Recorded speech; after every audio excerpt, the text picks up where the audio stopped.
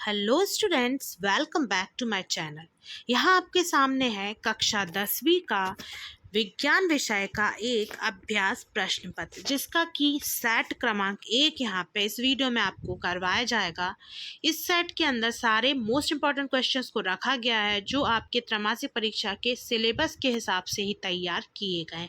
तो यदि आपके एग्ज़ाम में बहुत अच्छा स्कोर करना चाहते हैं तो बुक के सारे क्वेश्चंस को आपको एक बार पढ़ के ज़रूर जाना है। साथ में मोस्ट इम्पॉर्टेंट क्वेश्चन की कोई भी बुक हो आपके पास तो उसको भी अच्छे से पढ़ लीजिए। साथ में इस मॉडल पेपर के भी सारे क्वेश्चंस को अच्छे से याद कर लीजिए, क्योंकि ये भी मोस्ट इम्पॉर्टेंट जो क्वेश्चंस हैं और साथ में जो पुराने सालों में पूछे जा चुके हैं उनको ही यहाँ पे इस पेपर के अंदर रखा गया है। यहाँ पे हम वीडियो को शुरू करते हैं। वीडियो को लाइक और शेयर करना मत भूलिए। चैनल को अभी तक सब्सक्राइब नहीं किया तो सब्सक्राइब कीजिए। PDF आपको डिस्क्रिप्शन बॉक्स से जाके डाउनलोड कर लेना है। तो यहाँ पे हम वीडियो को शुरू करते हैं। देखते हैं प्रश्न क्रमांक 1 है, सही विकल्प चुनकर लिखिए। पहला है, किसी आहार श्रृंखला में तृतीय पोषण स्तर सदैव किसका होता है? तो इसका आंसर हो जाएगा पहला, मांसाहारी। दूसरा है, पारितंत्र में 10% ऊर्जा उपलब्ध होती है एक पोषण स्तर से दूसरे पोषण स्तर में स्थानांतरण हेतु निम्न के रूप में। तो इसका आंसर हो जाएगा रासायनिक ऊर्जा के रूप में। फिर उसके बाद तीसरा है, निम्न में से कौन आहार श्रृंखला का निर्माण करते हैं? तो इसका जो आंसर हो जाएगा वो आपका हो जाएगा घास, बकरी तथा मानव। ठीक है, ये वाला इसका आंसर हो जाएगा। उसके बाद फिर आगे देखेंगे प्रश्न क्रमांक जो 4 है, एक पारितंत्र में मानव क्या है? तो इसका जो आंसर होगा वो आपका हो जाएगा सर्वाहारी। ठीक है, फिर उसके बाद है यहाँ पे 5वां, सामान्य दृष्टि के वयस्क के लिए सुस्पष्ट दर्शन की अल्पतम दूरी होती है। तो इसका जो आंसर है वो आपका हो जाएगा 25 सेंटीमीटर। फिर है 6वां, दूरदृष्टि दोष दूर करने के लिए उपयुक्त लेंस है। तो इसका आंसर हो जाएगा यहाँ पे उत्तल लेंस। अब उसके बाद आगे बढ़ेंगे, देखेंगे खाली स्थान भरिए। प्रिज्म द्वारा यहाँ पे दिया है खाली स्थान रंग की प्रकाश किरण का विचलन सर्वाधिक होता है। तो सर्वाधिक जो विचलन होता है वो होता है बैगनी रंग की किरण का। ठीक है, उसके बाद फिर दूसरा है, आकाश का नीला प्रकाश किसके कारण दिखाई देता है? प्रकाश का प्रकीर्णन इसका आंसर हो जाएगा। प्रकाश लिखा हुआ है का प्रकीर्णन आपको यहाँ पे लिखना है। ठीक है, फिर है तीसरा, श्वेत प्रकाश का रंगों में विभक्त होना क्या कहलाता है? तो ये कहलाता है तीसरा आपका वर्ण विक्षेपण।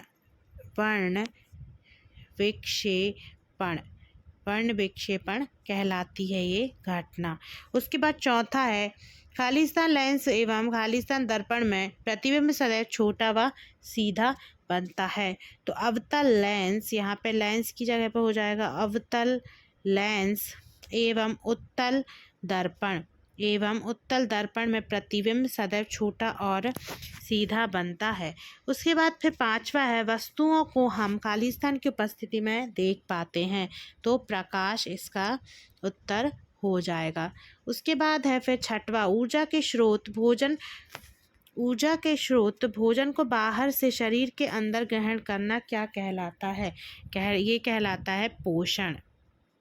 ठीक है, उसके बाद फिर आगे बढ़ेंगे, देखेंगे सही जोड़ी।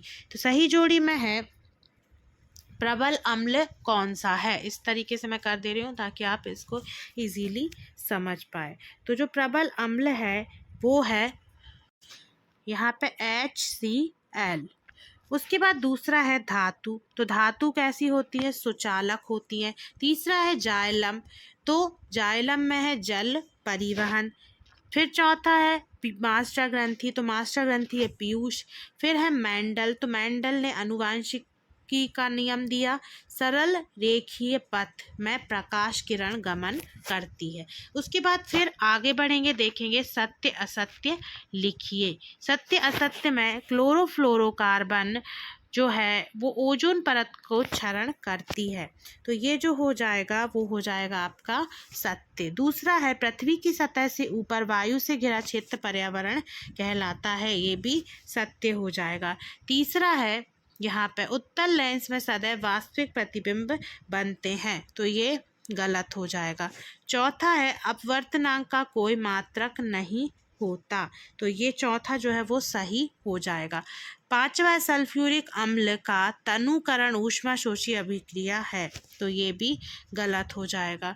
फिर उसके बाद है CH3OH एक चार है, क्योंकि इसमें OH उपस्थित है, ये चार की जगह यहाँ क्षार हो जाएगा। ठीक है, ये क्या हो जाएगा, क्षार हो जाएगा, तो ये यहाँ पे गलत हो जाएगा क्योंकि ये क्षार नहीं अम्ल है। उसके बाद फिर प्रश्न क्रमांक 5 है, एक वाक्य में आपको उत्तर देना है। पहला है ऐसी अभिक्रिया का नाम लिखिए जिसमें अभिकारकों के बीच आयनों का आदान प्रदान होता है, तो उसका हो जाएगा आपका द्विविस्थापन अभिक्रिया।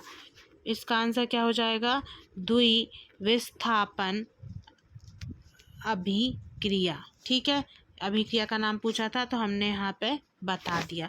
उसके बाद दूसरा है लोहे पर जंग लगना किस प्रकार की अभिक्रिया है, तो ये कहलाती है संक्षारण। ठीक है, ये क्या कहलाती है, संक्षारण।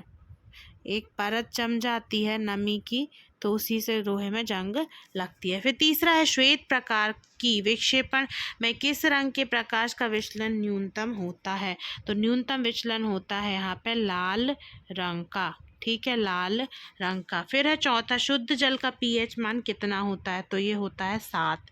पांचवा है उस पदार्थ का नाम बताइए जो क्लोरीन से अभिक्रिया करके व्यंजक चूर्ण बनाता है, तो इसका हो जाएगा नाम बुझा हुआ चूना। बुझा हुआ चूना इसका उत्तर हो जाएगा। फिर उसके बाद है यहाँ पे छठवा वायु की अनुपस्थिति में होने वाले श्वसन को क्या कहा जाता है, तो अवायवीय श्वसन। क्या कहा जाता है, अवायवीय, अवायवीय श्वसन कहा जाता है। ठीक है, तो ये यहाँ पे आपके सारे एक वाक्य में उत्तर कंप्लीट हो जाते हैं।